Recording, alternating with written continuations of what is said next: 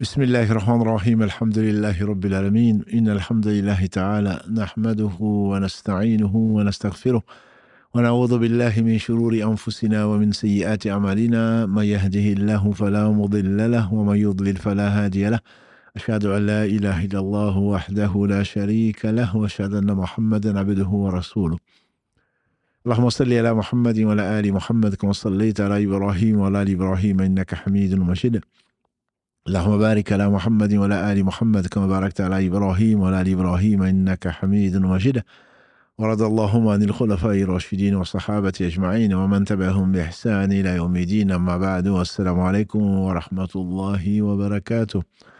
Mes sœurs, mes frères, les louanges, les remerciements, les éloges appartiennent à Allah, le premier qui n'a pas de début, le dernier qui n'a pas de fin, l'apparent, le dominant sur toutes choses, le miséricordieux par essence et par excellence, celui qui a tout créé sans besoin, parfait dans son être, parfait dans ses noms et attributs, parfait dans tous ses actes, qui oscille d'une part entre sa miséricorde, sa générosité, sa bonté, et d'autre part sur sa justice, qui elle-même est basée sur son omniscience et sa sagesse. Nous le louons donc, et on ne saurait pas le louer comme il se doit.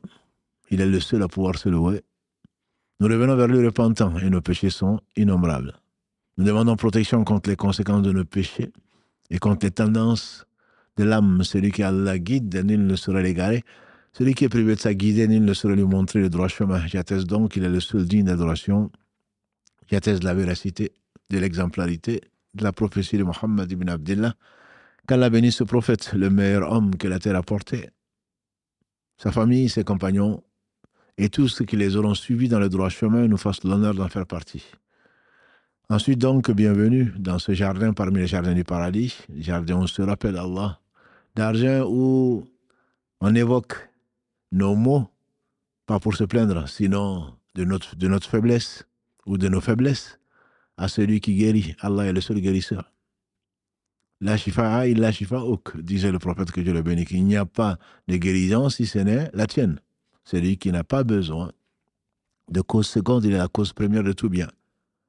Rien n'arrive sans sa volonté. Et à lui, nous revenons. Et vers lui, nous penchons. Et très certainement, il suffit à toute chose. Donc, dans cette série de l'âme apaisée, dans cette série du mercredi de la médecine des cœurs, nous allons aborder aujourd'hui, Inch'Allah, la volonté, le fait de vouloir du bien pour tout un chacun. Vouloir du bien pour tout un chacun. Une âme apaisée est une âme qui est tranquille. C'est une âme qui n'a pas de soucis. C'est une âme, ou en tout cas qui gère les soucis, c'est un esprit. Un état d'esprit, donc, qui fait que les problèmes sont relativisés. Ils sont résolus par celui qui résout tout problème, c'est-à-dire par Allah. On ne s'en fait pas parce qu'on s'appuie sur l'anse solide.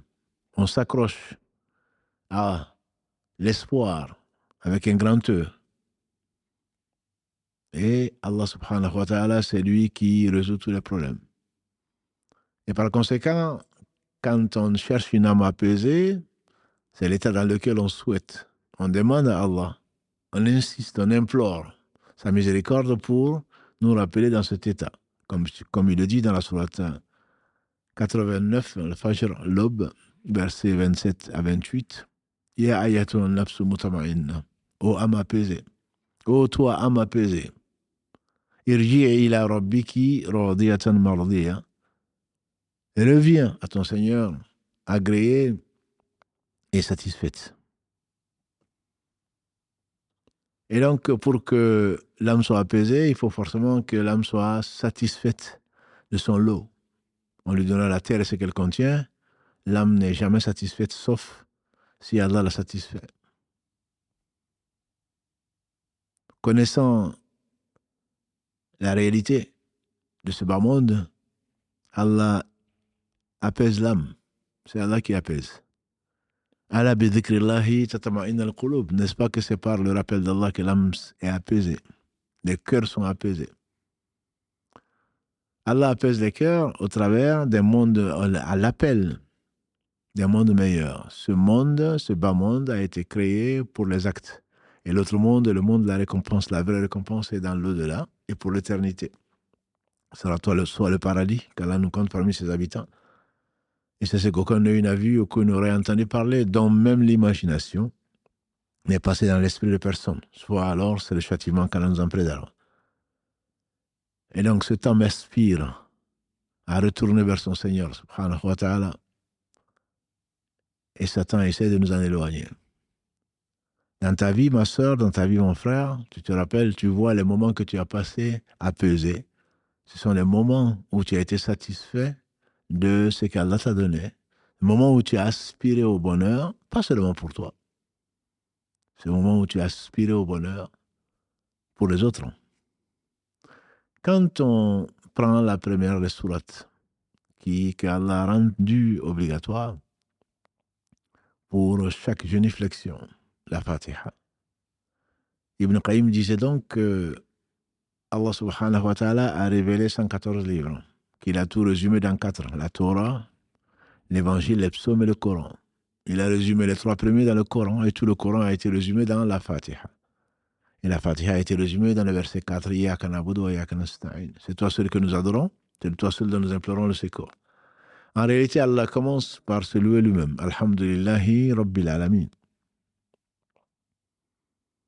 Et comme le disait un imam, quand tu entends les louanges, les remerciements, les éloges ne sièrent qu'au Seigneur des mondes, tu t'attends à quoi? Un Seigneur, d'habitude, il sévit. Allah dit Ar-Rahman Ar-Rahim, le miséricordieux par essence et par excellence. Avant de parler de ta responsabilité, ce qui t'attend, le jour du jugement dernier, et lui, il sera le roi, comme il est le roi, il a toujours été. Et donc, cette miséricorde, quand Allah a créé, avant de créer, Allah subhanahu wa ta'ala, avant de nous créer, il a inscrit sur son trône, ma miséricorde précède ma colère. Allah subhanahu wa ta'ala a divisé sa miséricorde, disait le prophète sallallahu alayhi wa sallam, qui ne parlait pas de lui-même, versets 3 et 4 de la sourate 53, Najm, l'étoile. Allah dit « Wa ma yantiqu anil hawa, in huwa illa wahyu yuha » Il ne parle pas de lui-même, ce n'est qu'une révélation révélée. C'est lui qui disait donc que le prophète, que Allah subhanahu wa ta'ala a dit, quand Allah subhanahu wa ta'ala lui a révélé plutôt, qu'il a divisé sa miséricorde en 100 parties. Il a fait descendre depuis qu'il a créé, c'est lui qui a tout créé sans besoin, une seule partie. Il a gardé les 99 centièmes pour nous pardonner au jour du jugement dernier. Et personne d'entre nous ne rentrera au paradis si ce n'est par sa miséricorde. On dit même toi, il dit même moi. Même moi. Ce ne sont pas les actes qui vont faire rentrer au paradis. La descente des livres, l'envoi des messagers procède de sa miséricorde. Allah dit dans les derniers versets de la sourate Les Prophètes, verset 107 de la sourate 21, donc le prophète, Al-Anbiya, « Wa ma arsalnaka illa rahmatan lil alamin » On t'a envoyé à Mohammed que comme miséricorde pour le monde. Miséricorde. Irham man fil ardi, yarhamkum man fis sama. Le prophète sallam ordonne, faites miséricorde sur la terre. Celui qui est au ciel va vous faire miséricorde. Celui qui ne fait pas miséricorde aux habitants de la terre, Allah ne lui fait pas miséricorde. La miséricorde d'Allah l'emporte, on l'a dit, sur sa colère. Autrement, il n'aurait pas laissé sur la terre un être vivant. Comme il le dit, et on le revient souvent dessus, dans le verset 45 de la sourate 35, Fatir, et dans le verset 61 de la sourate An-Nahl, sourate 16. Si Allah s'en prenait aux gens pour ce qu'ils ont fait, il n'aurait pas laissé sur la terre un seul être vivant. Là, sa miséricorde l'emporte. Et pourquoi tu veux la réduire, mon frère? Pourquoi tu veux la réduire, ma soeur? Un jour meilleur qu'aujourd'hui, c'est Anas ibn Malik al-Agré qui rapporte ce hadith qui est consigné dans le Musnad de l'imam Ahmad, qu'Allah lui fasse miséricorde, le 4e des 4 imams de la Sunna, en tout cas fondateur d'école. Anas ibn Malik dit qu'un jour, un homme est rentré, plutôt avant qu'il n'arrive, le prophète sallam a dit, celui qui veut voir quelqu'un du paradis, qu'il voit celui qui va rentrer. Bien entendu, on a dû scruter celui qui va rentrer. Voilà qu'un Ansar rentre avec les chaussures dans la main et sa barbe dégoulinait de l'eau des ablutions. il a fait la salutation de la mosquée. Un autre jour, le prophète alayhi salatu wassalam, qui ne parlait pas de lui-même, il dit que celui qui veut voir quelqu'un du paradis, qu'il regarde celui qui va rentrer. Et c'est le même homme qui est rentré dans la même situation. Ses chaussures dans ses mains, sa barbe dégoulinait de l'eau des ablutions. Un autre jour encore, il n'y a pas de hasard, le prophète alayhi salatu wassalam a dit, celui qui veut voir quelqu'un du paradis, qu'il voit celui qui rentre. C'est le même homme, un habitant de Médine, un Ansar, qui est rentré, les chaussures dans sa main, et sa barbe se dégoulinait de l'eau des ablutions. Abdallah ibn Amr ibn As, qu'Allah l'a ainsi que son père, un jeune parmi les jeunes, parmi les 4 Abdallah, du temps du prophète sallam, il est devenu musulman avant son père, Al-As, qui était l'ambassadeur et qui a fait ce qu'il a fait, qui a été pour demander l'extradition des musulmans en Abyssinie. C'était l'un des ambassadeurs de Quraysh du temps de sa non-conversion. Abdallah ibn Amr ibn As a suivi cet homme. Il a prétexté qu'il avait des soucis avec son père. Vois-tu, je suis en conflit avec mon père, est-ce que tu peux m'héberger pendant 3 jours? L'homme dit bien sûr. Comme disait le prophète sallam, celui qui croit en Allah et au jour du jugement dernier, qu'il soit généreux avec son hôte. Donc, il a accepté de prendre ce jeune homme. Ce jeune homme est resté 3 jours. Et comme Abdallah ibn Amr ibn As le raconte, il ne jeûnait pas spécialement. Il ne se levait pas spécialement le soir, sinon, quand il ouvrait les yeux, il faisait quelques rappels avant de s'endormir. Il ne se levait pas le dernier tiers de la nuit pour prier jusqu'à ce que ses pieds étaient enflés. Il ne jeûnait pas tous les jours, etc. 3 jours sont passés. 3 jours sont passés. Abdallah ibn Amr ibn As, il dit, en réalité, je t'avoue que je n'avais pas de différend avec mon père. Simplement, 3 fois de suite, j'ai entendu le prophète sallallahu alayhi wa sallam dire que quelqu'un, celui qui veut voir quelqu'un du paradis, qu'il regarde. Celui qui va rentrer, et tu es rentré 3 fois, c'est toi qui es rentré. Qu'est-ce que tu fais pour avoir cet honneur? L'homme lui dit, pas plus que ce que tu vois. Pas plus que ce que tu vois. Abdallah ibn Amr ibn As est parti. L'homme l'a rappelé. C'est vrai que ce que tu vois, je ne peux pas plus. Mais je ne dors pas avant d'avoir pardonné à tous les musulmans. Dans une version, je ne dors pas avec une rancœur contre qui que ce soit. Et Abdallah ibn Amr ibn As dit dans ce hadith, ah, voilà, je comprends pourquoi Allah t'a accordé cet honneur-là. Je ne dors pas en enviant qui que ce soit parmi les musulmans. Je ne dors pas en ayant de la rancœur contre qui que ce soit. Ça a l'air de rien. On voit les gens marcher. En réalité, c'est peut-être eux, les habitants du paradis, pas forcément ceux à qui on pense, qui passent leur nuit à prier, qui passent leur nuit les journées à jeûner. Comme ceci est arrivé au prophète sallam, on lui a dit, il y avait une femme qui passait ses nuits à prier, ses jours à jeûner. Mais ses voisins se plaignaient d'elle. Il a dit, alayhi salatu wassalam, elle est en enfer, de ce qu'Allah lui a révélé. Ça ne veut pas dire, bien sûr, que en ayant un cœur pur, un cœur apaisé, il ne faut pas se lever la nuit pour prier, il ne faut pas jeûner les lundis, les jeudis, etc., etc. Ce n'est pas ça. Ça veut dire simplement que l'important, ce n'est pas l'apparence, ce n'est pas l'administratif. Et nous, on condamne souvent, on minimise souvent les petits actes, alors que ça, c'est un acte qui est énorme. Énorme chez Dieu, parce qu'il aime cela. C'est là que celui qui, irhamman fil ard, faites miséricorde à ceux qui sont sur la terre. Et on connaît l'histoire de la prostituée, à qui Allah a fait miséricorde et qui est rentrée au paradis parce qu'elle a été éprouvée. Dans un désert, elle était assoiffée. Allah, dans sa miséricorde, a mis devant elle un puits. Il n'y avait pas de seau, encore moins de robinet. Elle descend à la force de ses bras, avec une chaussure, elle boit. Et elle remonte, et la voilà éprouvée. En ressortant, elle trouve une chienne qui mourait de soif. Elle s'est dit, cette chienne doit être habité par le même besoin que moi il y a si peu de temps. Elle est redescendue à la force de ses bras avec une chaussure, remplir la chaussure, mettre la chaussure entre ses dents, remonter autant de fois que besoin pour donner de l'eau à cette chienne qui a bu. Et à cause de cela, Allah lui a fait miséricorde. Et Allah lui a accordé le paradis. Donc ce n'est pas forcément le look, ce n'est pas forcément les actes apparents. Bien qu'elle ait fait ce qu'elle a fait, ce qu'Allah a interdit, Allah lui a pardonné.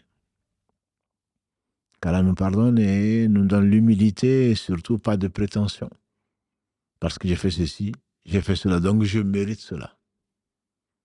Non. La miséricorde d'Allah, c'est sur celle-là que l'on doit compter. Cette miséricorde, donc, disais-je, le Seigneur des univers, le Seigneur de la création, de tout ce qui a été créé, dit Alhamdulillahi Rabbil Alamin. C'est moi qui vous ai créé, c'est moi qui vous ai donné de quoi vivre, c'est moi que votre existence dépend de moi, tout ce que vous avez, vous, et tout ce qui existe, c'est grâce à moi. Et donc, je n'ai pas de compte à rendre à quelqu'un, on s'attend à ce qu'ils disent, le roi du jour où je me donnerai, mais entre les deux versets, Ar-Rahman Ar-Rahim, le miséricordieux par essence et par excellence. Le miséricordieux par essence et par excellence. Les gens de science disent sa miséricorde étant infinie. Pourquoi tu veux la réduire? Pourquoi tu veux que le bien n'arrive qu'à toi? Pourquoi tu deviens jaloux? Pourquoi tu deviens envieux? Quand on devient jaloux, c'est parce qu'on ne veut pas partager une chose qui est unique. Jaloux d'un homme, jaloux d'une femme, jaloux d'un travail, jaloux d'autre chose, parce qu'en la partageant, cette chose, elle va diminuer, notre part va diminuer. Ça, c'est la rira, la jalousie. Mais quand on va se retrouver dans la contemplation des cieux ou d'autres créatures, est-ce qu'on serait jaloux quand on va contempler un coucher du soleil ou une mer parce que d'autres contemplent? Non, parce que ça ne diminue rien à ce que cette chose existe. Ça ne diminue rien à la contemplation d'autres n'entame en rien notre plaisir et notre part que Allah nous a réservé. Pourquoi réduire la miséricorde d'Allah, comme l'a dit le prophète sallam, pour quelque chose qui est si vaste? Il s'agit de l'homme qui est rentré à la mosquée et qui a uriné dans la mosquée. Les compagnons se sont précipités, le prophète sallam leur a dit, laissez-le terminer. Quand il a fini, il dit, mettez-y de l'eau. Amenez un récipient rempli d'eau et versez. Ce qui est une preuve pour les savants comme quoi le lieu doit être propre. Entre autres, parmi les conditions de validité de la prière, le lieu doit être exempt d'impureté, puisqu'il a dit d'amener de l'eau et de le verser à cet endroit-là pour éliminer l'urine. Ensuite, il a vu cet homme et il lui a dit, c'est ça, c'est un lieu qui ne convient pas à ce que tu viens de faire. C'est un lieu qui doit être consacré à la célébration des louanges d'Allah subhanahu wa ta'ala, sa glorification, etc. Et l'homme de dire, quand il a rapporté cet événement douloureux, il a dit, Wallahi, il ne m'a ni insulté ni brutalisé. Il m'a simplement dit ceci et cela. Dans ce qui est répandu dans les livres, en tout cas, on dit que l'homme a dit, oh mon Dieu, pardonne-moi, pardonne à Mohammed et ne pardonne à personne d'autre. Pardonne-moi, pardonne à Mohammed et pardonne à personne d'autre. Et on fait dire au prophète sallam, pourquoi tu réduis une chose qu'Allah subhanahu wa ta'ala a laissée si ouverte? Pourquoi tu veux qu'Allah ne pardonne pas aux autres? Si ce n'est parce que le fond est mauvais, si ce n'est parce que l'état de ton cœur n'est pas enviable, si ce n'est pas parce que tu es chargé de péché, chargé d'envie, chargé de... Pourquoi tu veux voir disparaître, que le bien n'arrive qu'à toi? C'est parce que tu ne connais pas ton Seigneur. S'il avait donné, comme il dit subhanahu wa ta'ala dans le hadith Qudsi rapporté par l'imam, qui a été consigné dans l'authentique de l'imam Muslim, rapporté par Abu Dharr, qu'Allah où Allah commence par ce hadith qu'on dit qui était le hadith le plus aimé des gens de science du Sham. Oh mes serviteurs, je me suis interdit l'injustice, je la rends interdite entre vous, ne vous faites pas injustice. Jusqu'à ce qu'ils disent, mes serviteurs, hommes et esprit, hommes et djinns réunis. Si vous vous réunissez tous sur un espace quelconque de la terre, et que chacun d'entre vous, sur l'inspiration divine, demande à Allah ce qu'il veut, et qu'Allah donne à chacun d'entre vous ce qu'il désire, cela n'amoindrait rien à ce que je possède, pas plus que une aiguille trempée dans l'eau de la mer pourrait emporter comme eau. Pourrait emporter comme eau. Pourquoi alors tu veux réduire la miséricorde d'Allah? Parce que ce qu'il t'a donné ne te suffit pas. Tu vois ce que les autres ont et surtout tu espères que les autres n'auront pas ce qu'ils ont. C'est même pas par avidité. C'est ce qu'on appelle la jalousie al-hasad. Cette jalousie, c'est le fait donc de vouloir disparaître, voir disparaître ce que les autres ont, comme si cela va t'amener quelque chose. Comme si cela va t'amener quelque chose. Le hasad n'est, comme l'a dit Abdallah ibn Omar, que le prophète sallam a dit, il n'est permis de faire le hasad, d'envier plutôt. On l'appelle hasad, mais c'est plutôt une question de ribta, de vouloir la même chose que quelqu'un, sans, dans son fond intérieur, vouloir que la chose disparaisse. Car c'est plutôt quelque chose de tanafus, comme Allah le dit dans le verset 27 de la sourate 83. Et pour cela que les gens rentrent en compétition, quand ils parlent du paradis, qui a été réservé aux abrar, les bienheureux, car on nous compte parmi ceux-là. En décrivant ce qu'aucun d'eux n'a vu, aucun n'aurait entendu parler, dont l'imagination n'est passée dans l'esprit de personne, Allah nous incite donc à rentrer en compétition pour cela, sans bien entendu amoindrir quoi que ce soit. Mais ça, ce n'est pas de la jalousie. Le prophète m'a dit, c'est on ne peut jalouser ou on ne peut envier la situation que de deux personnes. Une personne à qui Allah a donné de la science dans une version de la sagesse et qui enseigne, qui tranche les différentes légendes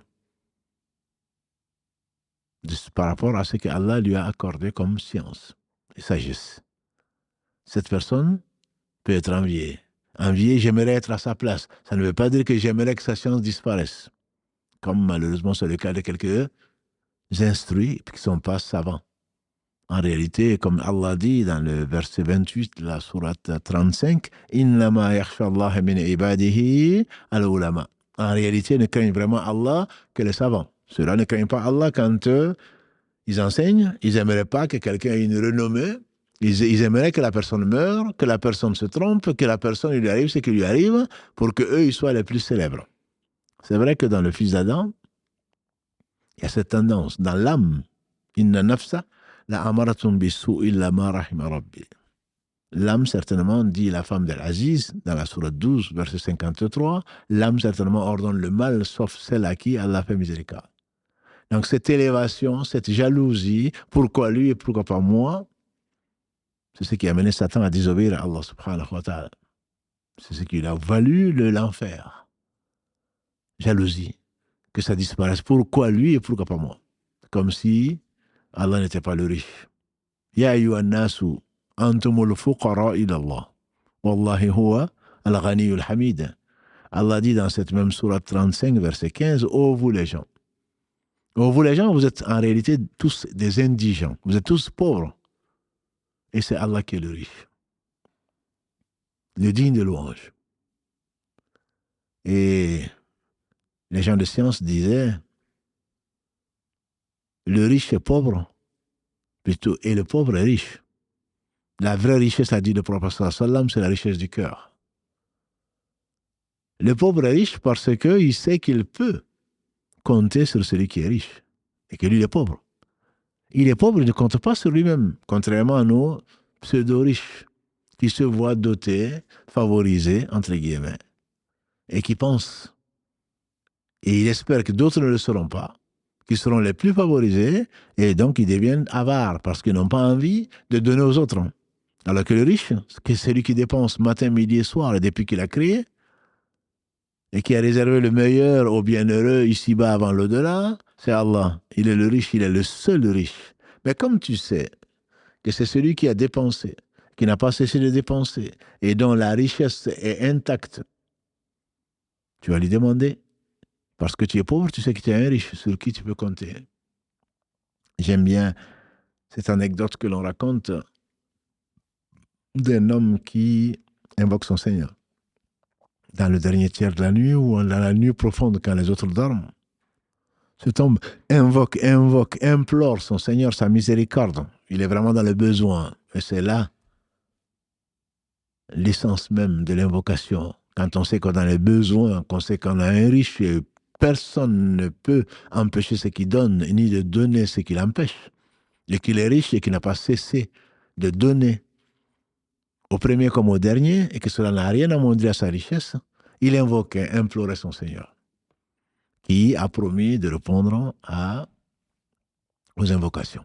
وَقَالَ رَبُّكُمْ اُدْعُونِي أَسْتَجِبْ لَكُمْ.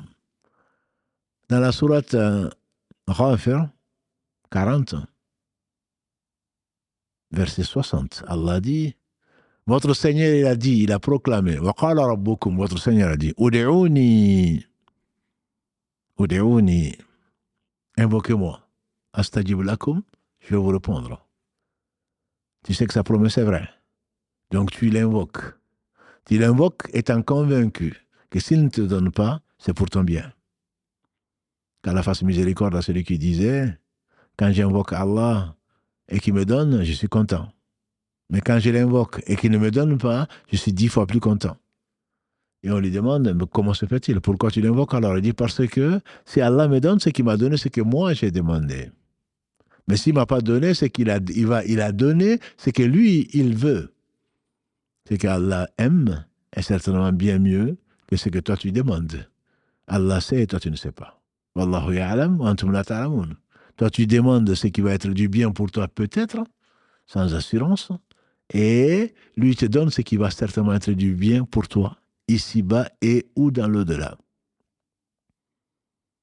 Pour revenir donc à notre sujet, le riche c'est Allah. Cet homme donc a prié et invoqué son Seigneur avec conviction, qu'Allah bénisse celui qui a dit, et vous savez qui c'est le prophète sallallahu alayhi wa sallam, ad-du'a huwa al-ibada. L'invocation, c'est vraiment ça en réalité, l'adoration. Puisqu'Allah menace, entre autres, donc dans ce verset 60 de la sourate 40, Allah menace d'humilier dans l'enfer celui qui s'enfle d'orgueil et qui ne lui demande pas. Votre Seigneur a dit, invoquez-moi et je vous réponds. Et celui qui s'enfle d'orgueil, qui refuse, Allah va le faire rentrer au paradis, humilié. Enfin, pas le faire rentrer plutôt en enfer, humilié. Cet homme donc invoquait son Seigneur. Il n'a pas fini d'invoquer. C'est celui qui entend. قال سمع الله قول التي تجادلك في زوجها. Dans la sourate 58, qui s'appelle donc celui qui se plaint, le premier verset de cette sourate, Allah dit, Allah a entendu celle qui se plaignait de son mari. Allah a entendu celle qui se plaignait de son mari. Et Aïcha disait, quand elle agrée, gloire à celui qui entend ce qu'on n'entend pas, à lui parfaite. J'étais là. La femme parlait au prophète sallallahu alayhi wa sallam, je n'entendais même pas ce qu'elle disait à côté de moi. C'était une confidence. Et Allah, elle n'a pas fini de se confier au prophète sallallahu alayhi wa sallam, se plaignant de son mari qui l'a jeté comme du citron pressé, qu'Allah a envoyé l'ange Gabriel pour répondre à sa question puisqu'il a entendu. Il entend tout et de façon parfaite. Et il ne fait pas, et ce n'est pas parce qu'on parle de langues différentes, ou à haute voix, ou à basse voix, ou des sujets différents, qu'Allah va confondre telle demande et telle autre. Il sait avant d'avoir créé, subhanahu wa ta'ala. Il a envoyé l'ange Gabriel pour révéler ce verset. قَدْ سَمِعَ اللَّهُ قَوْلَ الَّتِي تُجَادِلُكَ فِي زَوْجِهَا. Elle dit gloire à celui dont lui est parfaite. Donc cet homme était en train d'invoquer dans le désert, et voilà qu'un homme arrive avec une bourse sur un cheval. C'est le prototype, entre guillemets, d'un homme orgueilleux. C'est comme ça qu'on le décrivait avant. Aujourd'hui, Dieu seul sait que c'est pas sur un cheval qu'ils arrivent. Ils arrivent dans une très belle voiture, dernier cri, si on peut l'appeler ainsi. Et voilà. C'est prenant pour ceux qui ne sont pas. Cet homme arrive donc sur un cheval, fier de lui-même, et il donne une bourse à cet homme-là, à celui qui était en train d'invoquer. Et il l'accompagne en lui disant, vois-tu, je suis un tel. Qui es-tu, mon frère? Qui es-tu, ma sœur? Je suis connu du village voisinant. Si tu as besoin de quoi que ce soit, demande après moi. Demande après moi. Moi, je lui ai demandé, est-ce que tu n'as pas une carte de visite? Pour que je ne me trompe pas de numéro, si jamais je le retiens par cœur, peut-être que je peux confondre ton numéro de téléphone et le perdre. Ah, surtout pas. J'ai besoin de toi. Non. On dit que cet homme lui a dit, vois-tu, si j'ai besoin de quoi que ce soit, j'appellerai celui qui t'a réveillé en pleine nuit pour m'amener ce qui m'a destiné. Comme quoi c'est Allah qui l'a appelé. Ce n'est pas quelqu'un d'autre qui l'appelle à l'aide. Parce qu'il sait qu'Allah est riche, qu'Allah il entend, qu'Allah est généreux, qu'Allah est miséricordieux, que sa miséricorde l'emporte sur toutes choses. Il appelle le riche. Et nous sommes pauvres. Et toi, tu penses que la miséricorde d'Allah est limitée à tes besoins. Et pourquoi Allah donnerait à quelqu'un d'autre qu'à toi? Parce que tu crains qu'en lui donnant, toi, tu n'en auras pas assez. N'as-tu pas vu qu'il a dépensé, depuis qu'il a créé, il a dépensé, que cela n'a rien enlevé à sa richesse? Subhanahu wa ta'ala. Gloire à lui. Il est au-dessus de ce qu'on peut imaginer. Cette miséricorde donc, Allah subhanahu wa ta'ala, n'as-tu pas vu comment elle se manifeste? Depuis qu'il a créé, jusqu'à ce qu'il hérite de la terre et ce qu'elle contient. Dans l'islam, on doit vouloir du bien et non être jaloux. Le jaloux est l'ennemi de lui-même. Le jaloux est l'ennemi de lui-même. Pourquoi? Parce que son cœur brûle. Il brûle d'envie. Et que cette envie le fasse mourir. Il n'est jamais heureux. Parce qu'il ne connaît pas son Seigneur. Il limite la miséricorde de son Seigneur. Et les anciens disaient, c'est comme quelqu'un qui jette une pierre. Et la pierre rate sa cible. Et par ricochet, la pierre revient lui faire du mal. Et qu'est-ce qu'il va faire? Il va lancer une pierre encore plus grosse pour tuer son ennemi, entre guillemets, qui est l'ennemi, c'est lui-même. Cette pierre revient et finalement lui casse la tête, ou lui fracasse la tête. Pourquoi? Parce que son cœur brûle d'envie.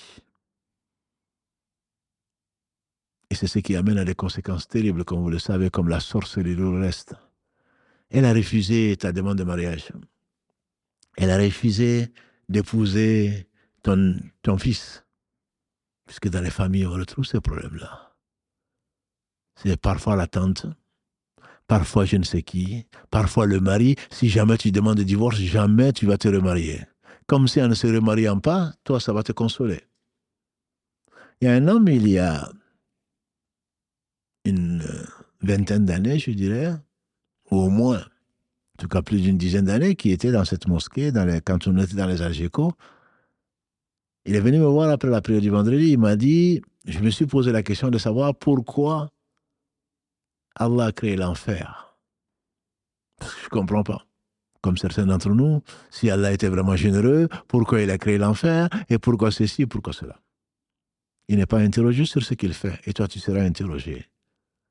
Verset 23 de la sourate Les Prophètes, la sourate 21. Lui n'est pas interrogé. Toi tu n'es pas patient. Tu imagines, tu te mets au même niveau qu'Allah en lui demandant pourquoi tu as fait ça, et c'est pas juste, c'est parce que tu ne le connais pas. Il a interdit l'injustice à lui-même. Il a interdit entre nous. Cet homme est donc venu me voir, il me dit, je me suis posé la question de savoir. Je ne savais pas, je ne pouvais pas deviner la suite. Je me suis posé la question de savoir pourquoi Allah a créé l'enfer. J'ai dit alors? Il dit, le jour où on m'a ensorcelé et que ma femme est partie et mes enfants sont partis, ce jour-là, j'ai compris pourquoi Allah a créé l'enfer. L'enfer est réservé à qui? Aux injustes.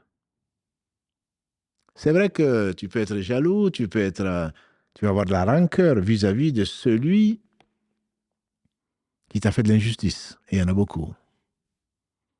Les gens qui médisent, les gens qui sèment la zizanie, les gens qui mentent, qui calomnient, les femmes pieuses et chastes et d'autres personnes.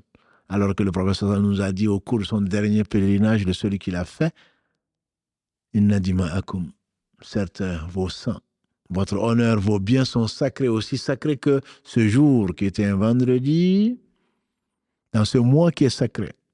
Sur une terre, cette terre qui est sacrée, c'était le mois de l'Hijjah, le 12e. Sur cette terre qui était sacrée, c'était à Arafat. C'est vrai qu'on a abusé. On a menti sur toi. On a calomnié. Mais rappelle-toi que mieux que toi a été calomnié. Les prophètes alayhim sallam ont été traités de tous les noms. Notre mère Aïcha, comme vous le savez, a été traitée, a été calomniée. Et bien d'autres meilleurs que nous ont été calomniés. Alors tu vas te suicider ou tu vas croire en la toute-puissance d'Allah subhanahu wa ta'ala, en sa justice, et aller jusqu'à l'exemple des prophètes, alayhi sallam, qui demandaient le pardon pour les gens qui les ont injustement traités.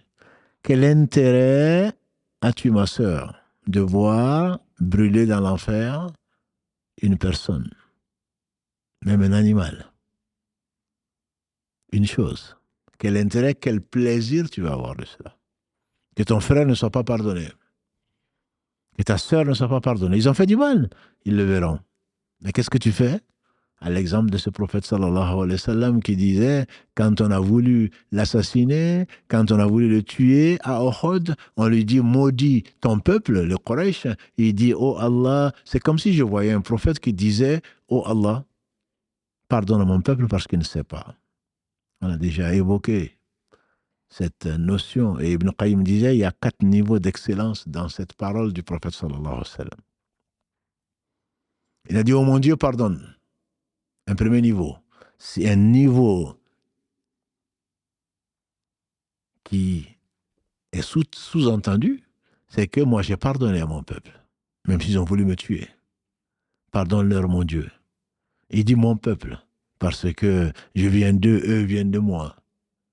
Et il trouve une excuse parce qu'ils ne savent pas. Quel intérêt auras-tu que cette femme ne se remarie pas? Ça va te donner une femme? Quel intérêt auras-tu que cet homme, que sa fortune disparaisse? Ça va te rendre riche?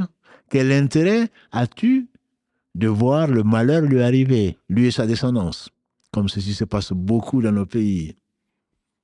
On veut ramener tout le... Au lieu de chercher à monter, au lieu de chercher à exceller, on a tendance, on est heureux. On savait bien que ça n'allait pas durer. On savait bien qu'il se montrait. On savait bien que ça allait mal finir. Pourquoi? Parce que toi, tu es toujours au ras des pâquerettes. Ton ambition est faible. Et quand tu vois quelqu'un qui réussit, ça te fait mal au cœur. Tu espères une chose, c'est que tout le monde soit pareil. Mais pas au niveau, pas au Firdaus. Que tout le monde soit aussi bas que toi.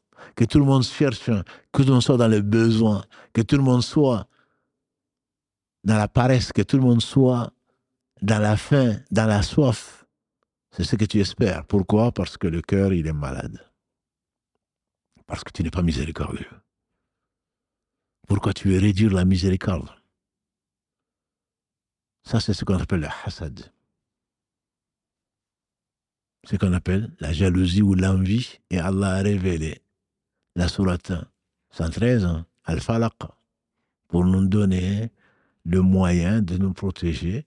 Quand le prophète sallam a dit, Allah n'a pas écouté une sourate plus que, il n'a pas honoré, il n'y a pas de sourate plus éloquente que cette 113, Qul a'udhu bi rabbil falaq, jusqu'à ce qu'il dit, wa min sharri hasidin idha hasad. Et contre l'envie ou la jalousie de celui qui envie.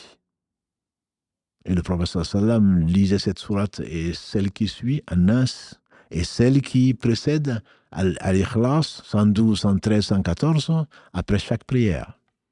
Et 3 fois après l'Asr, 3 fois après le Fajr, 3 fois, il le faisait quand il était au lit. Il en faisait la ruqya. Il en faisait la ruqya. Il en faisait donc une demande de guérison. Un traitement régulier. Pas pour aller donner 10 euros, 20 euros, 50 euros à quelqu'un pour le guérir. Allah se le guérit. Parce qu'il compte sur Allah, parce qu'il sait que rien ne lui résiste, parce qu'il sait qu'il tient tout par son toupet. C'est Allah qui se confiait, sallallahu alayhi wa sallam, et qui nous a incité à le prendre comme exemple, comme Allah subhanahu wa ta'ala nous le dit dans la sourate 33, verset 21. لقد كان لكم في رسول الله أسوة حسنة لمن كان يرجو الله واليوم الآخر وذكر الله كثيرا. Vous avez dans le messager d'Allah un très bel exemple pour celui qui croit, celui qui espère, celui qui croit en Allah et au jour du jugement dernier et qui se rappelle souvent Allah. قل أعوذ برب الفلق jusqu'à ce qu'ils disent ومن شر حاسد إذا حسد. L'ennemi de lui-même, c'est le jaloux. Il n'est jamais content parce qu'Allah déverse sa miséricorde matin, midi et soir sur ses créatures. Toi, tu ne veux pas que cette miséricorde, tu la limites à toi-même. Bien sûr que la miséricorde d'Allah a été immense sur toi. Mais elle est bien plus vaste. Souhaite le bien pour les gens. Celui qui souhaite le bien pour les gens, comme on avait commencé à le dire, il y a 2 hasads, 2 envies qui sont permises. On a dit celui à qui Allah a confié le Coran ou la sagesse qu'il enseigne. Et toi qui es là, tu te dis, si Allah m'avait donné cette capacité, cette possibilité, j'aurais fait pareil que lui. Et tu auras la même récompense, mon frère. Tu auras la même récompense, ma sœur. Tu vois quelqu'un qui enseigne le bien sûr, qui invite à Allah subhanahu wa ta'ala, tu l'aimes pour Allah. Tu l'aimes pour Allah. Et l'homme sera avec les gens qu'il aime. Nous aimons Allah. En tout cas, on le prétend. Et alors qu'Allah nous fasse aimer les gens qu'il aime, c'est ces gens qui appellent au bien, que sont les prophètes, alayhi salam, et les gens qui les ont suivis dans le droit chemin, et les gens qui font les œuvres qui rapprochent de l'amour d'Allah subhanahu wa ta'ala. C'est-à-dire que ce qu'il a ordonné pour notre bien et ce qu'il a interdit pour notre bien. Il faut les aimer. On ne saurait les atteindre à la cheville. Je vous mets en garde, a-t-il dit, alayhi salam, je vous mets en garde, n'insultez pas mes compagnons, par celui qui détient mon âme dans sa main, c'est-à-dire Allah subhanahu wa ta'ala, vous ne saurez, vous dépenserez une montagne d'or en recherchant la face d'Allah subhanahu wa ta'ala, que vous ne saurez atteindre une dépense bien moindre de 2 mains ouvertes d'or de l'un de mes compagnons. Et on demande à Allah subhanahu wa ta'ala de nous rassembler avec eux. On ne va jamais atteindre, on ne va pas les atteindre à la cheville. Anas ibn Malik, Kalalagré, et je ne vous dis pas qu'il est Anas. Il est resté à côté du prophète sallam pendant 10 ans, il a servi. Quand un bédouin est venu dire, Ya Rasulallah, Mata sa'a, à quand la fin du monde? Et le prophète de lui répondre, malheureux, qu'est-ce que tu as préparé pour la fin du monde? Et l'homme de répondre, un bédouin, je n'ai pas beaucoup de prières, je n'ai pas beaucoup de jeûnes, mais j'aime Allah, j'aime le prophète. Que Dieu le bénisse. Et le prophète sallam a dit, l'homme ira avec les gens qu'il aime. L'homme ira avec les gens qu'il aime. Anas ibn Malik de répondre, de dire plutôt, de commenter ce hadith, il dit, jamais une parole n'a plu plus aux compagnons du prophète sallam que celle-là. L'homme ira avec les gens qu'il aime. Il a dit, oh, moi, Anas, je n'ai pas beaucoup de prières, je n'ai pas beaucoup de jeûnes, je n'ai pas beaucoup de bonnes actions, mais j'aime Allah. J'aime Muhammad sallam, le prophète sallam, j'aime Abu Bakr et j'aime Omar. Et les compagnons étaient contents de savoir qu'ils pourraient être avec les gens qu'ils aiment, notamment le prophète sallam, qu'ils aimaient plus que leur père et leur mère. Et nous espérons d'Allah subhanahu wa ta'ala parce qu'on aime le bien. Et l'autre catégorie de personnes, c'est celui à qui Allah donne, Allah a favorisé dans ce moment pour les choses matérielles et qui dépense matin et soir pour la cause d'Allah subhanahu wa ta'ala, ce qu'Allah aime. pour la cause d'Allah subhanahu wa ta'ala. Nourrit les pauvres, s'occupe des orphelins, des veuves, etc., etc. Et toi qui n'as pas grand-chose, peut-être juste de quoi vivre, qui se dit, voilà un homme qu'Allah a favorisé. Je pense à Uthman ibn Affan, radiallahu ta'ala anhu. Et tu dis, si j'avais la même chose, sincèrement, bien sûr, j'aurais fait la même chose. Tu auras la même récompense. Aime le bien pour les gens. Tu auras la même récompense que cet homme et cette femme. Et je peux vous assurer, vous le savez, que c'est très difficile de dépenser. Un riche n'entrera pas au paradis. Il est plus difficile plutôt à un riche. Un riche n'entrera pas au paradis tant qu'il ne va pas faire cette dépense-là, ce geste de donner à droite, ce geste de donner à gauche ce qu'il aime. Ce geste de donner devant lui et derrière lui. Ils ont plutôt tendance à fouiller les tiroirs, à prendre, à trafiquer, à arnaquer les gens pour être encore plus riches pour un monde qui ne vaut pas grand-chose. Je suis le croyant en tout cas. Considérons ce bas monde. Pourquoi jalouser quelqu'un alors que c'est si peu de temps, comme on le fait dire Omar ibn Khattab. Le prophète alayhi salam il a dit, ce bas monde, qui suis-je si ce n'est comme un cavalier qui se repose un peu sous l'ombre d'un arbre et qui continue sa route. Si tu considérais ce bas monde, mon frère, comme ça, certainement, tu ne serais pas jaloux des gens. Qu'est-ce qu'ils ont pu prendre de ce bas monde? Même si tu as pris ton droit, tu es juste de passage. Tu t'es reposé un peu sous l'ombre d'un arbre et tu continues ta route vers où? Vers l'au-delà. Mohammed sallallahu alayhi wa sallam a dit à Ibn Omar quand il a pris par son épaule, Kun fi dunya ka'annaka gharib ou abiri sabil. Sois dans ce bas monde comme un passant ou comme un étranger. En effet, nous sommes tous des passants. Quand des frères me passent de salam en disant je suis de passage, je leur rappelle que nous sommes tous de passage. Il voulait dire qu'il est de passage à Toulouse. Il ne va pas rester longtemps, moi non plus. Je ne sais pas combien de temps. Ça fait 50 ans que je suis là, mais ça fait pas, je ne sais pas combien de temps. Je n'étais pas venu pour passer 50 ans. Allah l'a décrété ainsi, mais forcément le séjour va s'arrêter. Un jour ou l'autre. Et Dieu seul sait quand.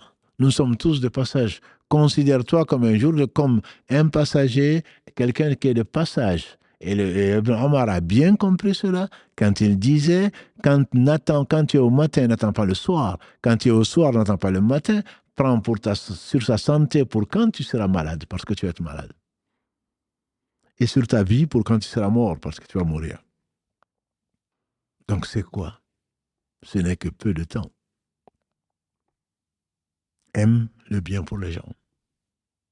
N'as-tu pas vu que notre Seigneur, subhanahu wa ta'ala, quand il commence, alhamdulillahi rabbil alamin, il se loue, il est le seul digne de louange. Ar-Rahman, Rahim, il fait son éloge. Le miséricordieux par essence et par excellence, Malik Yawmiddin, il chante sa gloire. Le maître du jour, du jugement dernier, après il passe au pluriel. Pour tout ce qui peut rapporter à l'homme, Iyyaka na'budu wa iyyaka nasta'in. On conjugue au pluriel. C'est toi seul que nous adorons. C'est de toi seul dont nous implorons le secours. Tu ne demandes pas à Allah 17 fois par jour, Ihdini siratal mustaqim. Guide-moi dans le droit chemin. Tu dis, guide-nous dans le droit chemin. Moi et tous ceux qui ont mérité ta guider, guide-nous dans le droit chemin. Siratal ladina an'amta alayhim. Le chemin que tu as, le chemin qu'ont suivi, c'est que tu as agréé. N'as-tu pas vu que les 40 rabbana, donc qu'on nous vend comme de la pharmacie, comme des produits de pharmacie, tu fais ça, tu vas voir ça, ce doigt va te donner ça, quand tu vas faire cette invocation, tu vas voir ceci, et quand tu veux ceci, répète 12 fois, ou 15 fois, ou 123 fois, tel et tel verset. Rabbana, atina fi dunya hasana. Verset 201 de la sourate 2. Rabbana innana zalamna innana sami'na munadiyan yunadi lil iman. Les versets Rabbana que tu vas trouver dans la sourate 3, verset 190 jusqu'à la fin, quand tu vas demander Seigneur, tu ne le mets pas au singulier, tu le mets au pluriel. Rabbana, au Seigneur. Notre Seigneur, tu le veux pour toi et tu le veux pour quelqu'un d'autre. Et quand tu fais des invocations pour ton frère qui est absent, Allah met un ange pour dire ainsi qu'à toi aussi. Ainsi qu'à toi aussi. Ça, nous demandons à Allah, on doit demander pour nous et pour les autres. Pourquoi Allah a envoyé les livres et les messagers qui les portaient? C'est pour du bien. C'est pure miséricorde. Et il n'a besoin ni de messagers, ni d'anges, ni de quoi que ce soit. C'est par pure miséricorde. On a dit que le verset 107 de la sourate 21 dit Wama arsalnaka, ya Muhammad, on t'a envoyé que pour miséricorde. Illa rahmatan lil alamin, comme miséricorde pour la création. Pour miséricorde pour les univers. Même si un prophète reviendra au jour du jugement dernier avec lui personne, il n'a été envoyé que comme miséricorde d'Allah subhanahu wa ta'ala. Pour répandre le bien. C'est pour cela que quand tu vois quelqu'un, tu dois lui souhaiter du bien. Parce que ça t'apportera rien qu'il ait du mal. Sinon ce mal va te toucher parce que tu as un cœur qui est malade. Tu dois prier pour chacun, pour tout un chacun, musulman, non musulman. Tu dois vouloir. Quand les prophètes ont été persécutés et sont été les hommes les plus éprouvés, c'est pourquoi? C'est parce qu'ils voulaient du bien pour les gens. Allah a détruit les Had, les Thamoud, et le peuple de Nuh et d'autres après, de l'autre et tout le reste. Après que les prophètes ont subi ce qu'ils ont subi, qu'ils ont invoqué leur Seigneur, qu'ils ont appelé à leur Seigneur, qu'ils ont souhaité le bien, que Allah guide tout un chacun. Il y a des peuples guidés, comme dit Allah subhanahu wa ta'ala, dans leur majorité en tout cas, que Yunus, alayhi salam. Par contre, quand tu as tes péchés, tu reviens vers, tu le mets au singulier. Tu le mets au singulier. La ilaha illa anta subhanaka inni kuntu min adh-dhalimin. Je ne juge pas les autres, je ne mets pas les péchés, ils sont pires que moi. Je me concentre sur mon péché. Je me concentre sur mon devoir. On fait dire à Jésus, alayhi salam, vois la poutre qui est dans ton œil plutôt que de voir la paille qui est dans l'œil de tes voisins. On fait dire à l'imam Shafi'i ou d'autres, quand il fasse miséricorde, je n'ai jamais débattu avec quelqu'un pour avoir raison. Simplement, c'est pour qu'il voie la vérité. Je lui voulais du bien. Nous, on est là, je vais lui démontrer que je suis le plus fort. Je vais lui démontrer ceci. Je vais le mettre par terre. Et on entend souvent quand il y a des débats interreligieux ou je ne sais quoi d'autre. Ah non, il l'a complètement humilié. Hein. Il l'a mis par terre. Non, c'est pas ce qu'il doit chercher. C'est pas ce que tu dois admirer. Il a voulu du bien, il a démontré que Allah seul mérite l'adoration. Le prophète alayhi salatu salam est un jour meilleur qu'aujourd'hui. Il y avait un jeune serviteur de la communauté des gens du livre qui allait mourir. Allah lui a inspiré ce qu'il a inspiré, il a été le voir. Et il a dit, dis la ilaha illallah, Muhammadur Rasulullah sallallahu alayhi wa sallam. Le jeune homme a regardé son père, qui lui a dit, obéis à Abul Qasim, puisqu'il n'était pas musulman, et c'est de confession juive. Il a dit, obéis à Abul Qasim, parce qu'il avait dit, obéis au prophète, c'est qu'il le cru au prophète. Il a dit, obéis au père de Qasim. Qasim était le nom, le prénom du premier fils du prophète sallam, et on sait que tous ces garçons sont morts à bas âge pour le bien de l'humanité et qu'il en a souffert. Il dit obéis. Et l'enfant a dit Ashhadu an la ilaha illallah, Ashhadu anna Muhammad Rasulullah. Qu'est-ce qu'a dit le prophète sallallahu alayhi wa sallam? Il a dit Alhamdulillah. Alhamdulillah qui a préservé ou qui a préservé donc cet enfant de l'enfer. Parce qu'il est mort en attestant qu'Allah seul mérite l'adoration. Il a reconnu la prophétie de Mohammed sallallahu alayhi wa sallam, pas parce que c'est lui, parce que c'est ce qui te permet d'être sauvé de l'enfer. Il voulait du bien même à ses ennemis.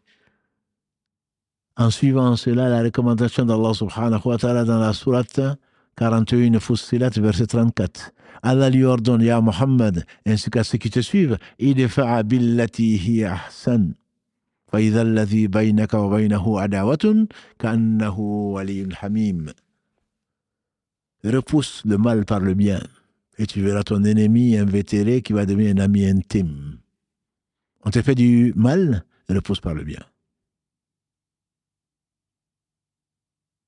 Que ton objectif, ma sœur, mon frère, soit que tu veuilles du bien pour tout le monde. L'islam est ainsi. C'est pour cela que, une des sagesses pour lesquelles le prophète sallam te dit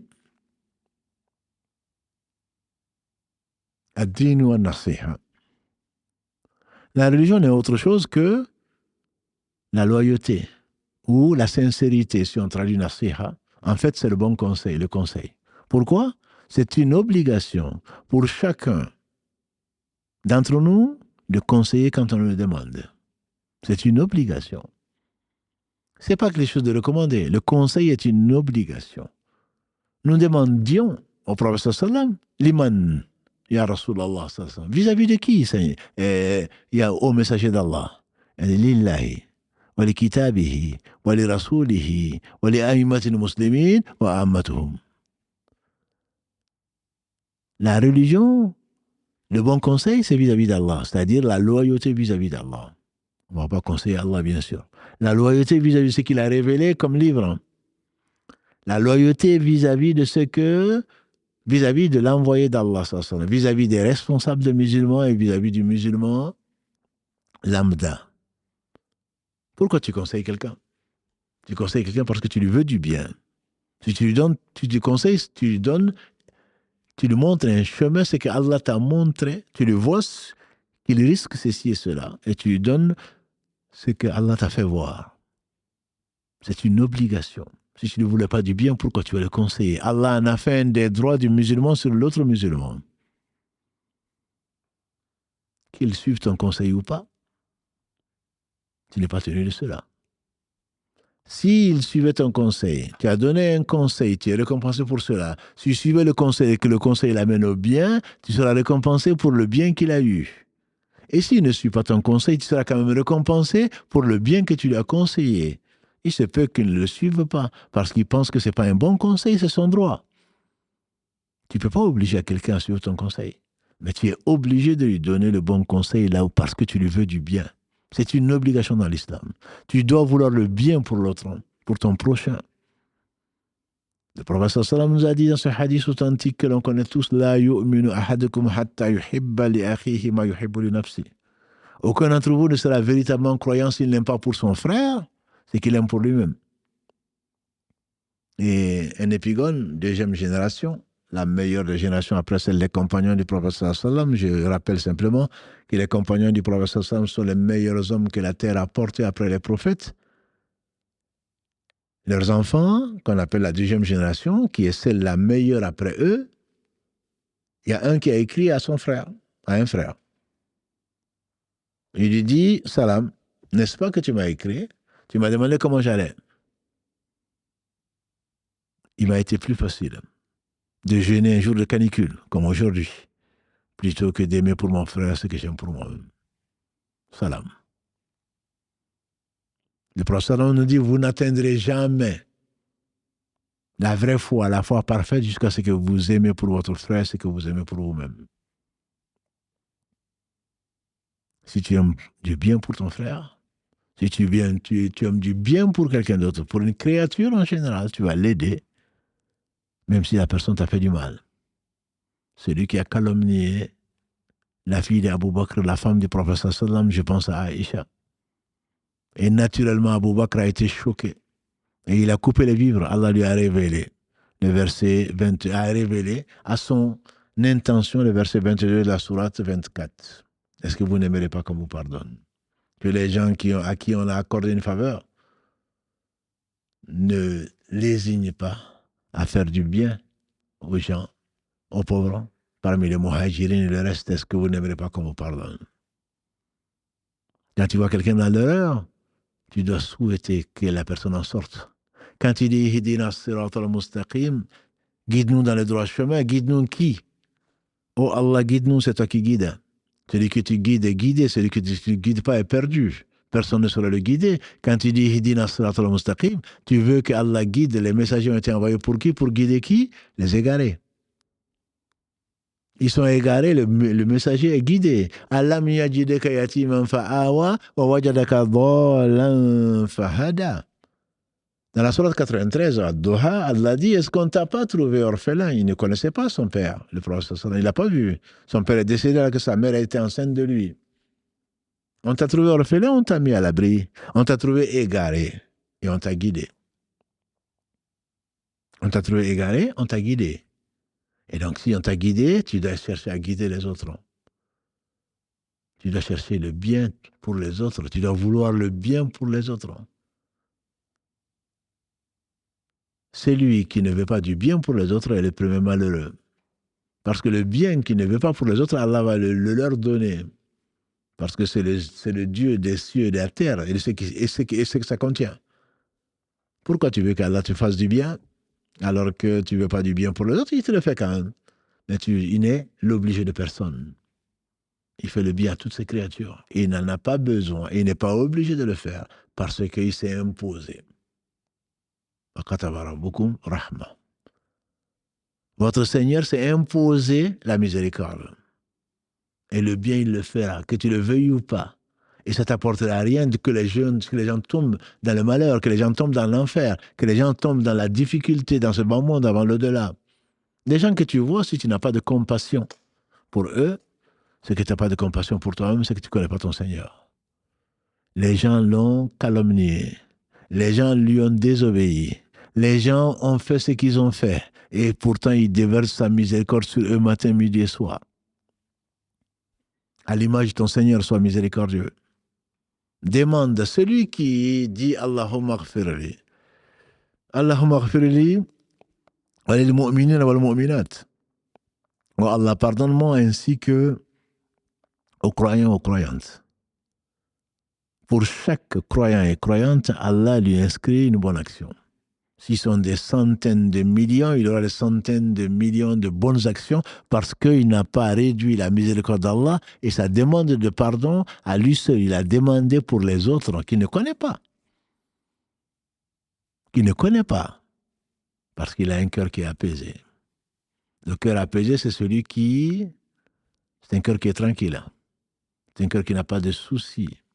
Sinon, l'agrément d'Allah subhanahu wa ta'ala. C'est un cœur qui est satisfait de son Seigneur. C'est un cœur qui veut du bien pour les autres. C'est un cœur qui n'a pas de rancœur. N'as-tu pas vu que dans le verset 9 de la sourate 59, facile à retenir, Al-Hashr, verset 9, Allah dit que Allah loue qui? Ceux qui disent Allah, Rabbana ighfir lana wal ikhwani alladhina sabaquna lil iman بالإيمان ولا تجعل في قلوبنا غلا للذين آمنوا ربنا إنك رؤوف رحيم.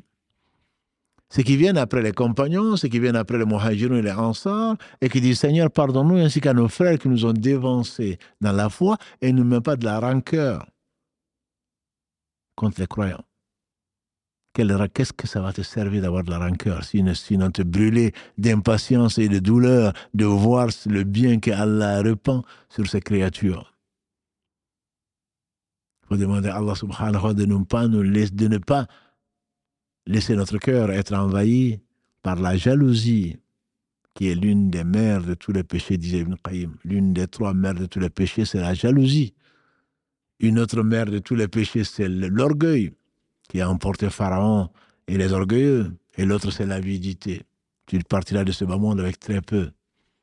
Tes bonnes actions ou tes mauvaises actions. Le reste, tu vas le laisser comme tu l'as trouvé. Tu es venu sans rien, tu repartiras sans rien, matériellement parlant. Tu es venu sans bonnes actions et sans péché, tu repartiras avec des bonnes actions et des péchés, à moins qu'Allah te fasse miséricorde. Et alors qu'il te fera miséricorde.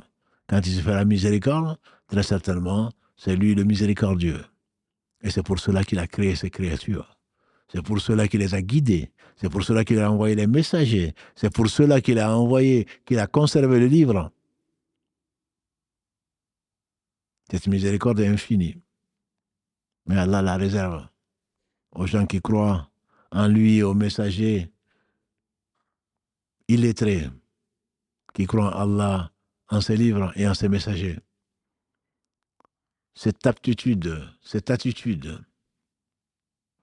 de vouloir du bien à tout le monde ne vient que d'un cœur apaisé. Quand ton cœur n'est pas apaisé, tu vas chercher à disputer cela avec les autres, alors qu'Allah est miséricordieux. Il a donné au premier comme au dernier. Et cela n'a rien épuisé à ce qu'il a, subhanahu wa ta'ala, en dehors de lui. La fraternité n'est pas un vain mot. Ce n'est pas un vain mot. C'est aimer pour son frère. Aimer pour son frère, c'est qu'on aime pour soi-même. Même si tu ne l'as pas, parce que tu as aimé pour ton frère, Allah va t'en récompenser. Quand tu vois quelqu'un souffrir, même un animal, ça doit te toucher parce que tu es miséricordieux. Et Allah, s'il éprouve cet animal, s'il t'éprouve, c'est bien sûr par miséricorde aussi. Ce qui arrive aux croyants, comme on le sait, toi qui juges mal, toi qui te permets de juger Dieu et ses actes, très certainement tu es un injuste. Et qu'Allah te fasse miséricorde ainsi qu'à nous. Qu'Allah subhanahu wa ta'ala déverse un surcroît de miséricorde dans nos cœurs, qui purifie nos cœurs et les apaise au travers du bien qu'il a mis dans nos cœurs, au travers de la guidée et du bien que l'on souhaite à tout un chacun. Même à son propre ennemi, on doit souhaiter le bien. Je finirai sur celui-là. On dit que Ibn Taymiyyah, qu'Allah fasse miséricorde, Cheikh l'Islam, son élève Ibn Qayyim disait, quand un de ses ennemis il a été attaqué, mais ce n'est pas le seul, les plus éprouvés ont été les prophètes. Il est mort en prison.